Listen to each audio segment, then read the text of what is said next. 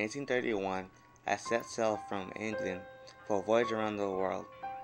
During my travels, I made numerous observations and collected evidence that led me to propose a revolutionary hypothesis about the way life changes. Wherever the ship anchored, I wanted ashore to collect plant and animal specimens that I added to an ever-growing collection. At sea, I studied many specimens, read the latest scientific books, and filled many notebooks with my observations and thoughts. During my travels, I was intrigued by the fact that so many plants and animals seemed remarkably well suited to whatever environment they inhabited. I was impressed by the many ways in which organisms survive and produce offspring. I wondered if there was some process that led to such a variety way of reproducing. I was puzzled by where different species live and did not live. During my trip, I visited Argentina and Australia. Those places had similar grassland ecosystems. Yet the grasslands were inhabited by very different animals. Also, neither Argentina nor Australia was home to the sort of animals that live in European grasslands.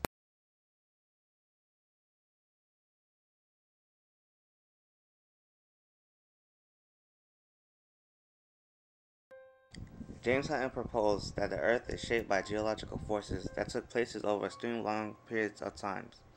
He estimated the Earth to be millions, not thousands, of years.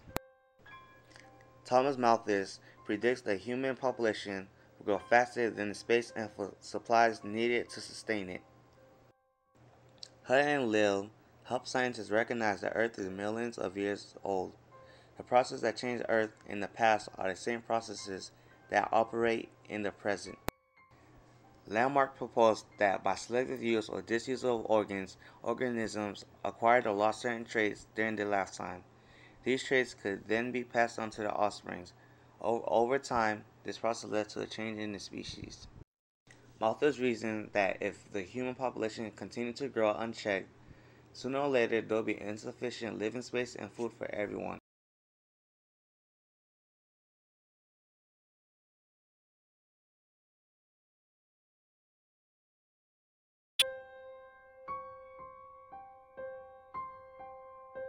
As time passed, there was new ideas and changes of how evolution happened and why it happens.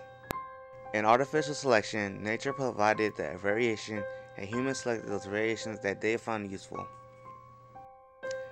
From a single ancestral plant, breeders selecting for large flower buds, leaf buds, leaves, or stem have produced all different types of plants. There is an idea of struggle for existence, which means that members of each species compete regularly to obtain food, living space, and other necessities of life.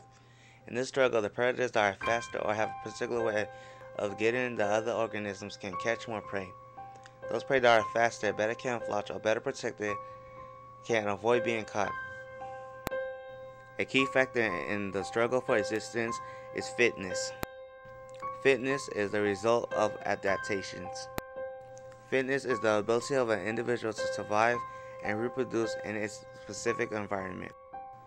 An adaptation is any inherited characteristic that increases an organism's chance of survival.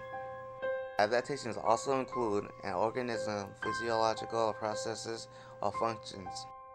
Over time, natural selection results in changes in the inherited characteristics of a population. These changes increase a species' fitness and its environment. While heading home, I spent a great deal of time thinking about the findings. Examining different mockingbirds from the Galapagos Islands, I noticed that the individual birds collected from the islands of Florian looked different from those collected from James Island. They looked different from the individuals collected on the other islands. I also remembered that tortoises looked different from island to island. Although I did not immediately understand the reason for these patterns living in diversities, I had stumbled across an important finding. After returning to England, I began to wonder if the animals living on a different island had been members of the same species. According to the hypothesis, during my time, I argued that living things have been evolving on Earth for millions of years.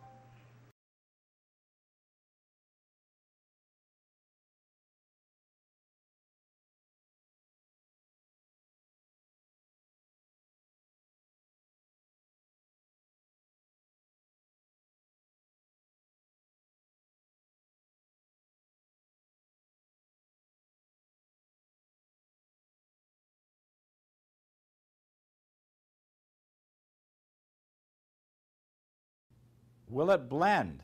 That is the question.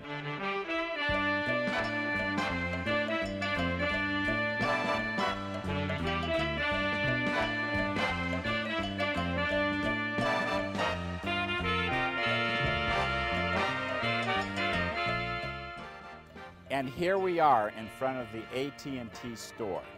And I'm here to keep up with the latest technology. I'm here to pick up my iPhone 3G. And I'm not the only one. Yeah! Hey, can I see your iPhone? No, you're gonna blend it. Not me? Ah, this is great. I can't wait to get back to the office and try out my new phone. Got my new iPhone, so I'm not gonna need the old one anymore. So I'm gonna blend it. The new one is so cool. It's so much faster. It's going to keep me more organized. With all this technology, I won't forget anything. Now I'm gonna blend my old phone. I think I'm gonna press the smoothie button.